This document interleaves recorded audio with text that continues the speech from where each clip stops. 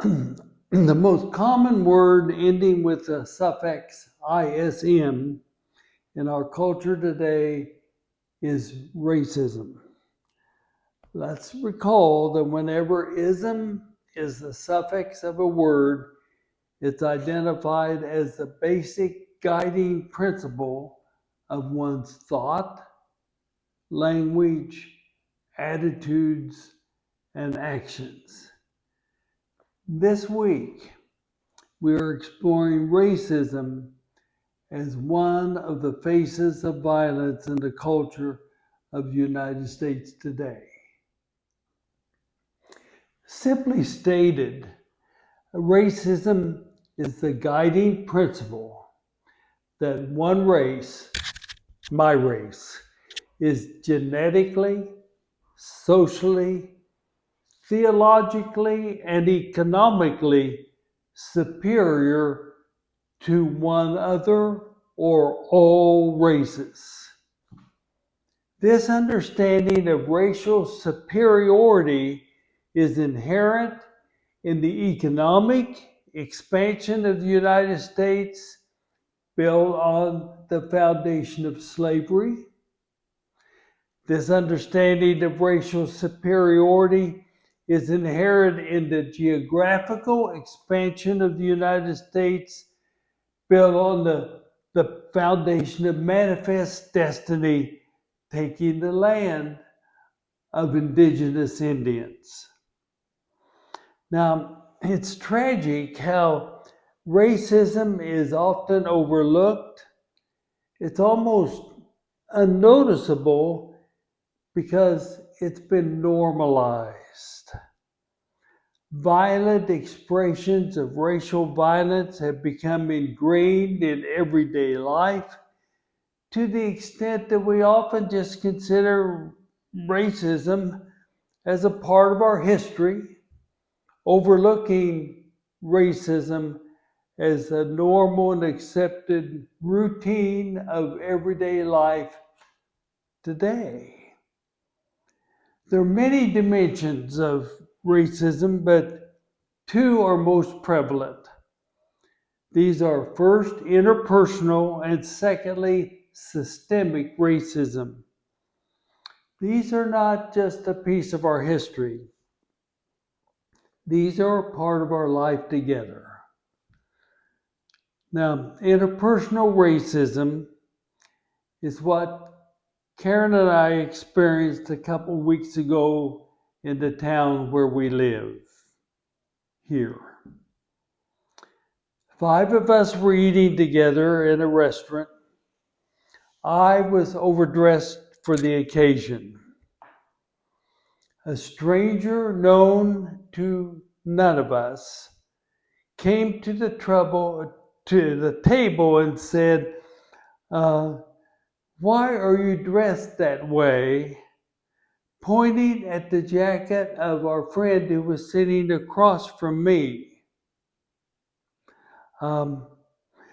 He was pointing towards the jacket that the person was wearing. He was an open collar, no tie.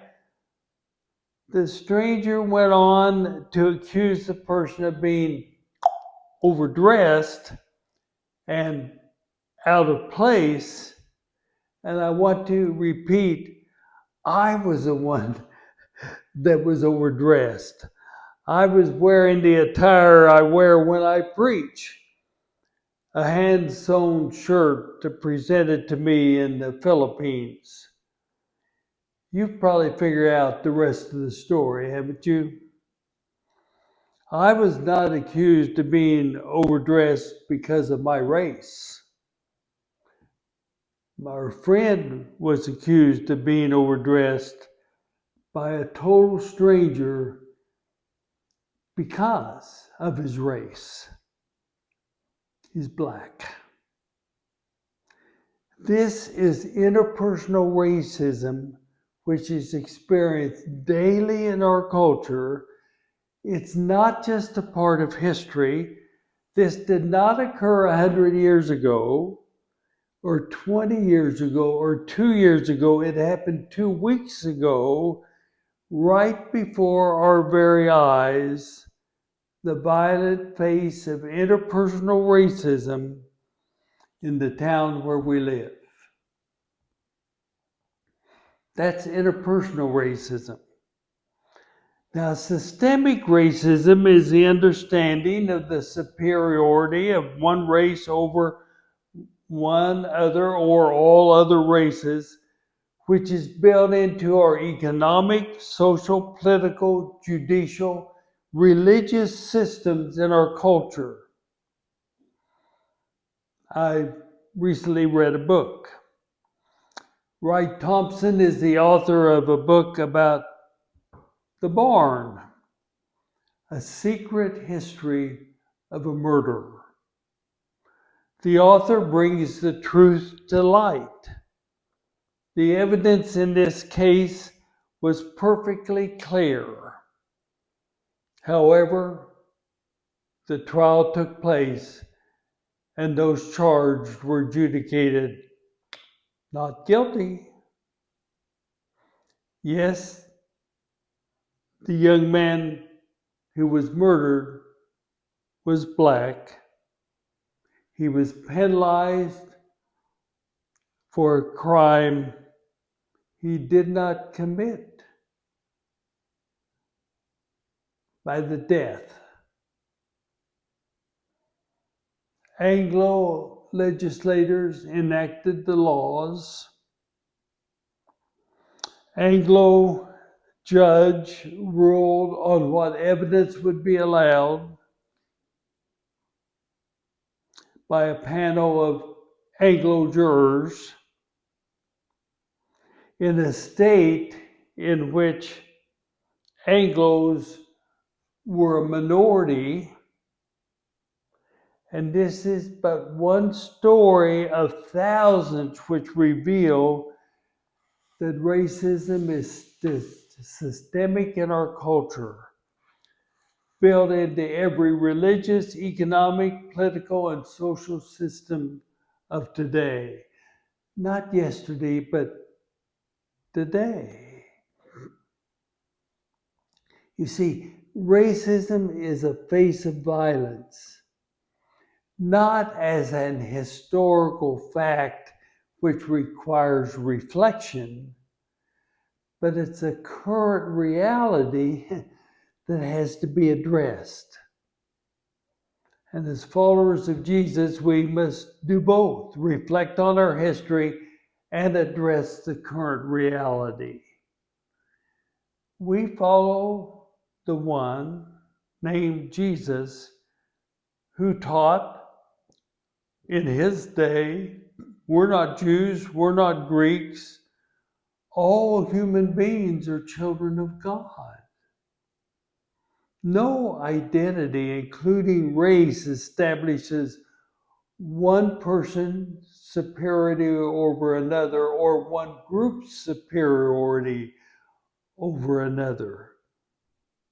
When the festival of Pentecost was celebrated, as recorded in the book of the early church, the book of the Acts of the Apostles, indeed, they all spoke in different languages, representing their own language, representing different races and cultures. Racial diversity is a divine gift to be celebrated, embraced, and cherished, never to be used as a tool to establish superiority or rank in the human community based on one's race. Now, again, today, one of the subjects in public discourse is DEI, diversity, equity, and inclusion. Many in our culture, some in the name of religion, decry and proclaim that DEI is the source of social deterioration and moral decay. But this cannot be the voice of followers of Jesus who are called to affirm diversity, affirm equity, affirm inclusion as a divine gift to be celebrated and cherished. I'm really convinced that today, in 2024, that the distinctive factor for those who follow Jesus, what sets followers of Jesus apart from many others, is the affirmation of diversity, equity, and inclusion.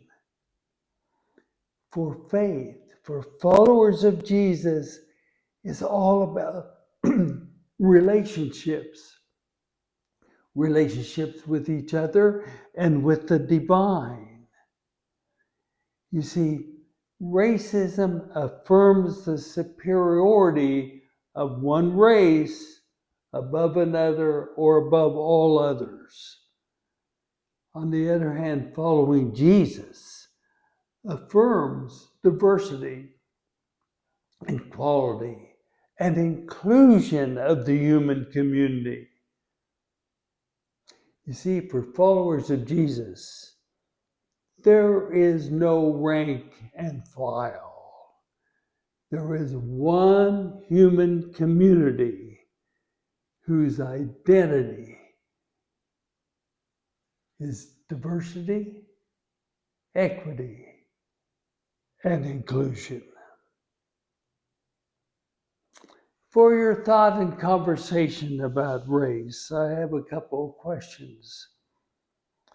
What are your own experiences of the reality of interpersonal racism as a face of violence which must be addressed today? And secondly, what are your experiences of systemic racism as a face of violence which must be addressed today? Thank you for joining our journey of digging deeper into the faces of violence in our world today.